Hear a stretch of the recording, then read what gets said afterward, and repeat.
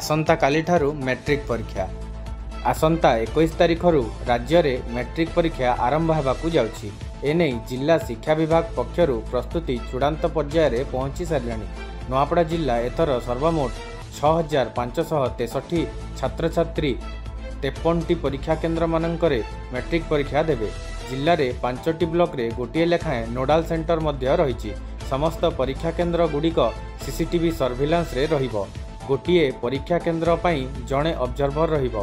यह सहित प्रति 3 ରୁ 4टी विद्यालय पई जड़े जिला प्रशासन तरफरु मध्य ऑब्जर्वर रहिबे।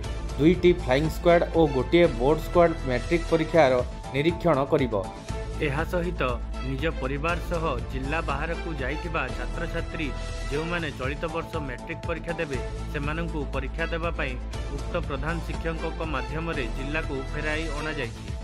एने जिला शिक्षा अधिकारी करुणाकर भुए सूचना प्रदान करिसंती। आम नुआपड़ा जिले में 52 गोटे परीक्षा सेंटर होइछि एवं गोटे एसओएससी सेंटर होइछि।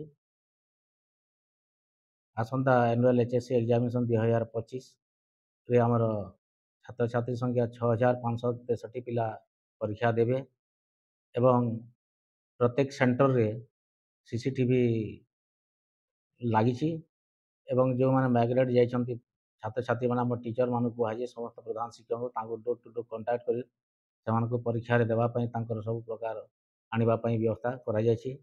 एवं हमर शिक्षा जिल्ला रे 2 गोटी फ्लाइंग स्क्वाड गठित होइछि एवं जिला प्रशासन तरफरु डिस्ट्रिक्ट ऑब्जर्वर भाव रे सब सेंटर रे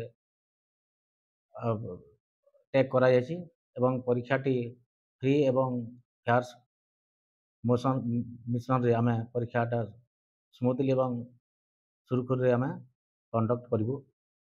For more updates, please subscribe to our channel and press the bell icon.